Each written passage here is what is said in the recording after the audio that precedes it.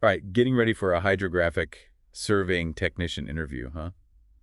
Must be exciting. It's a pretty cool field, where you get to combine technical skills with a love for the ocean. Yeah, using all that high-tech equipment to create these like detailed maps of the underwater world. Exactly. And we've got some awesome resources from RoleCatcher to help you prepare, a career guide, an interview guide, and even information about their AI tools. Oh, yeah, those AI tools can give you feedback on your interview responses. It's pretty neat. Definitely. We're going to dive deep into these common interview questions, Yeah. try to understand what the interviewer is really looking for. And figure out how you can craft those responses that really highlight your skills and experience. Exactly. And speaking of experience, I think it's important to have a solid understanding of the career path, Mm. what employers look for and all that. Absolutely, and that's where RoleCatcher's Career Guide comes in. It's super valuable for getting that insider perspective. Okay, so let's just jump right into it, okay? Imagine you're in the interview, and the interviewer says, describe your experience with hydrographic surveying.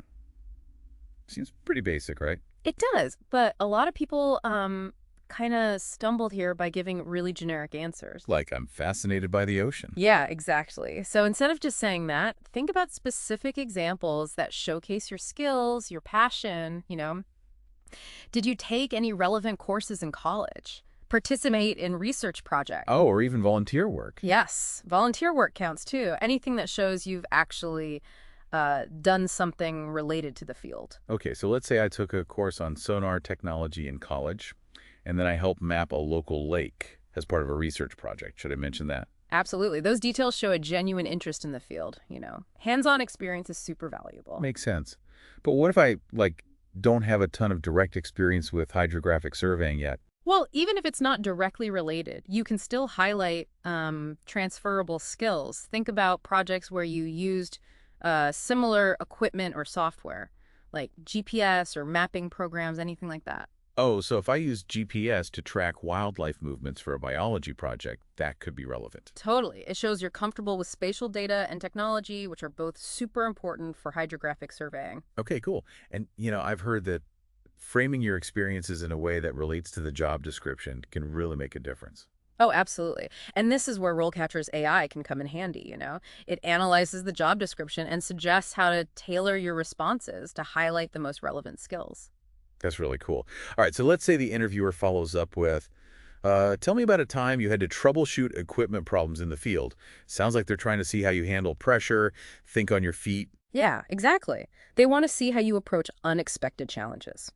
So choose a specific situation where you had a technical problem. Explain the steps you took to diagnose and solve it, and highlight the outcome. So if my GPS unit just suddenly stopped working during a field survey, Uh-huh. I could talk about how I consulted the manual, checked the connections, and maybe even used a backup compass and map to keep collecting data. Yeah, that's a great example. Shows you're resourceful and can adapt to, unexpected situations. And even if you couldn't fully resolve the issue in the field, you can still talk about what you did to minimize data loss. Or report the problem, right? Exactly. Okay, that makes sense. Let's move on to another common question.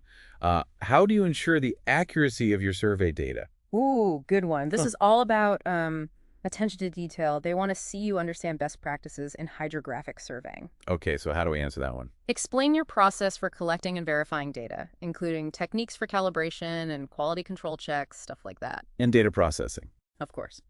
You could also mention specific software you've used, like AutoCAD or GIS, for analyzing and visualizing data. Wait, hold on. Can we rewind for a sec? What exactly are AutoCAD and GIS? Sure. So AutoCAD is this software program used for creating 2D and 3D designs. And in the context of hydrographic surveying, it's often used for creating detailed maps of the seabed. GIS stands for Geographic Information Systems. They're powerful tools for managing, analyzing, and visualizing spatial data. Hydrographic surveyors use GIS to create layered maps that include information about depth, seabed features, and all sorts of other data. Okay, I'm following you. So explain the steps I take to ensure data accuracy, mention specific software, and make sure I define any technical terms clearly. Yep, you got it. And here's another tip. To really make your answer stand out, consider discussing a time you identified a potential error in the data, like maybe a depth reading seemed off and your careful review prevented a bigger issue. Oh, that's a good one. It shows I'm paying attention. Right. It demonstrates your commitment to quality and your meticulous approach to data analysis. That's a great tip. Now, what about questions about safety? I imagine safety is a top priority in hydrographic surveying, especially when working around water. Oh, absolutely. Interviewers will definitely want to make sure you understand safety protocols. They might ask something like, how do you ensure the safety of yourself and others during a hydrographic survey? That sounds pretty straightforward. What kind of answer are they looking for? Don't just say, I follow all the safety rules. You got to go deeper.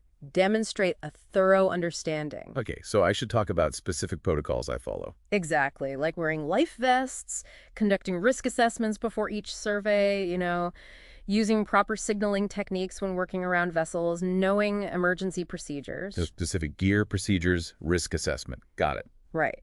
And if you want to go even further, mention any additional training or certifications you have related to maritime safety. That's a good point. What about environmental safety? Should I address that too? Definitely. Hydrographic surveying often involves working in sensitive marine environments. Interviewers want to know you understand the importance of minimizing your impact. Okay, what should I say about that? Mention specific practices you follow to protect marine life and habitats, such as avoiding sensitive areas or using environmentally friendly survey methods. Oh, and properly disposing of waste. You got it. Yeah. It's not just about personal safety, but also being a responsible steward of the environment. Makes sense. Yeah. So we've covered some basic interview questions, but I know hydrographic surveying involves a lot of technical knowledge too.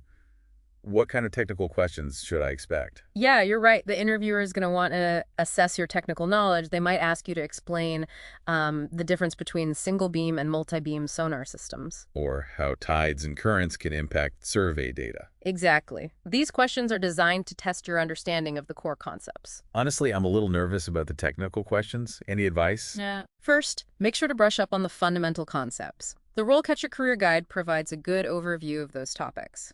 Then, practice explaining them in a clear and concise way, as if you were talking to someone who, isn't familiar with hydrographic surveying. Okay, like keep it simple. Exactly. You can even use analogies. For example, you could compare single-beam sonar to using a flashlight to see what's directly in front of you, while multi-beam sonar is like turning on a floodlight to see a wider area. Ooh, I like that. It helps make complex ideas more relatable. Okay, that's a great analogy.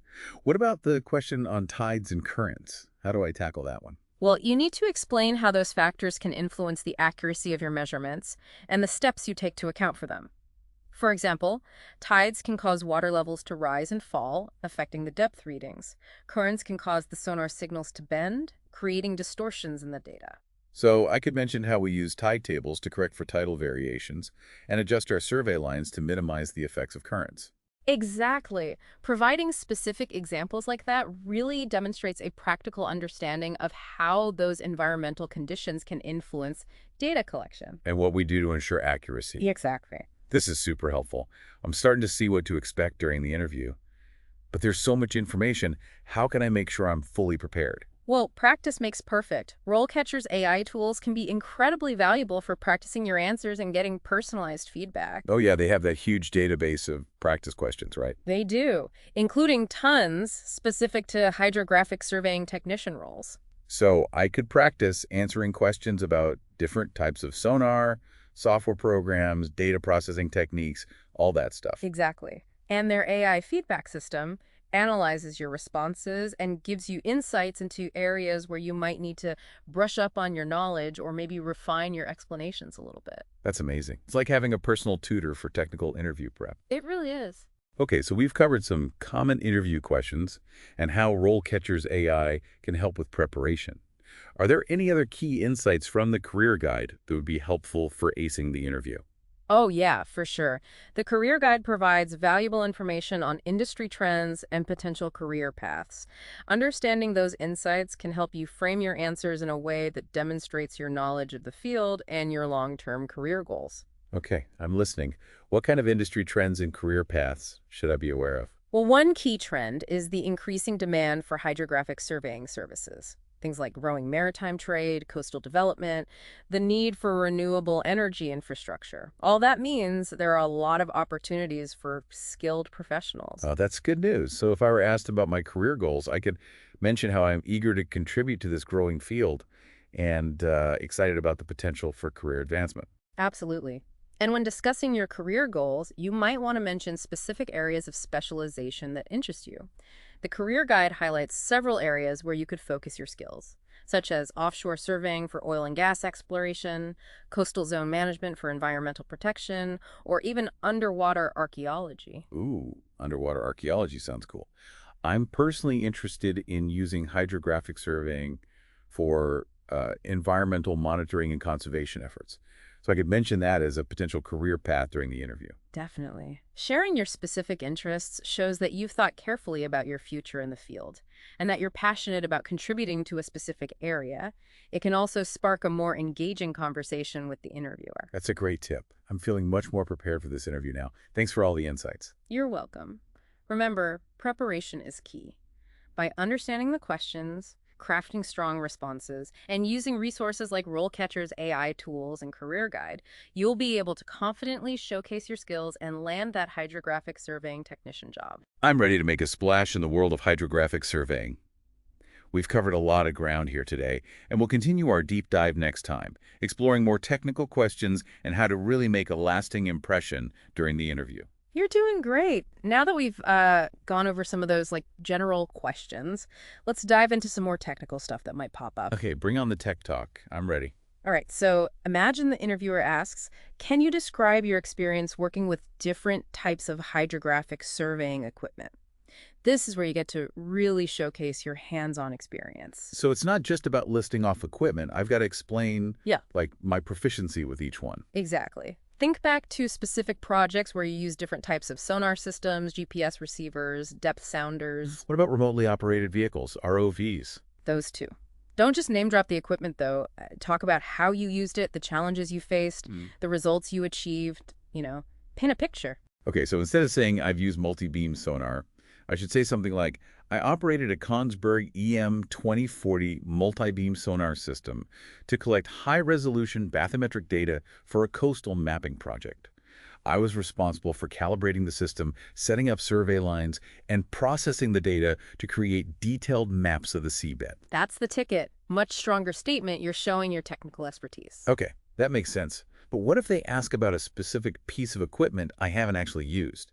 I don't want to sound inexperienced. Honesty is key. Just acknowledge that you haven't used that specific model, but highlight your willingness to learn, So I could say something like, well, I haven't worked with that particular system. I am familiar with similar technologies, and I'm confident in my ability to learn new equipment quickly.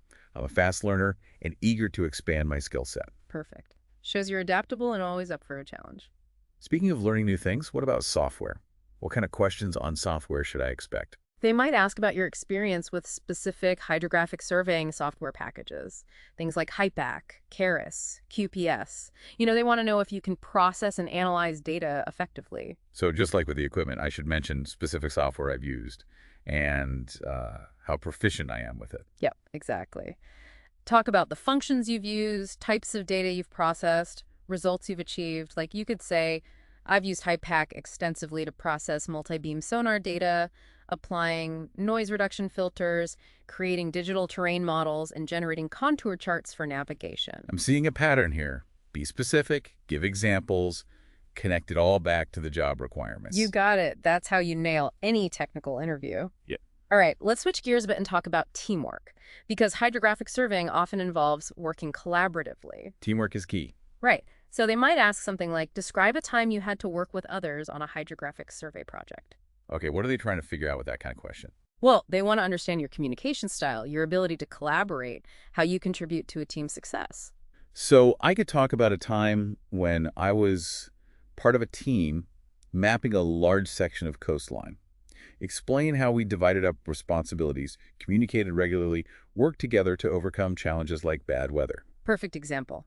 It shows you can function effectively as part of a team and achieve those shared goals. And don't forget to highlight your specific contributions to the project's success. Like, did I take initiative? Offer solutions? Exactly. Or help keep the team motivated. I think I'm getting this. Specific examples, highlight contributions, connect it back to the job. Anything else I should remember for teamwork questions? Yeah, they'll also be checking out your interpersonal skills. So they might ask follow-up questions like, how do you handle conflict within a team? Or describe a time you had to adapt to a different team dynamic. Makes sense. It's not just about getting the work done. Got to work well with others too. All right, what about staying up to date in the field? Tech is always changing. You're right, it's constantly evolving. The interviewer might ask, how do you stay current with advancements in hydrographic surveying technology? They want to know if I'm like committed to continuous learning and professional development. Exactly. So mention relevant courses or training you've completed, certifications, workshops you've attended, things like that. I'm a member of the Hydrographic Society of America, and I recently took an online course on advanced sonar processing. I should definitely mention those, right? Absolutely. Those are great examples of your dedication to professional growth. It's all about being a lifelong learner. Now, I know RoleCatcher's AI tools can help with those technical questions too, right? Oh, yeah, for sure. They have thousands of practice questions covering all sorts of technical topics specific to hydrographic surveying. So I can practice answering questions about different types of sonar, software programs, data processing, all that. Yep. And their AI feedback system will analyze your answers and give you insights into areas where you might need to brush up on your knowledge or refine your explanations. Amazing. Okay, any other tips for tackling those technical questions? Don't be afraid to ask clarifying questions if you're unsure about something. And if you blank, don't panic. Just take a deep breath and try to relate the question to something you've done in the past. Great advice. I'm feeling a lot more confident now.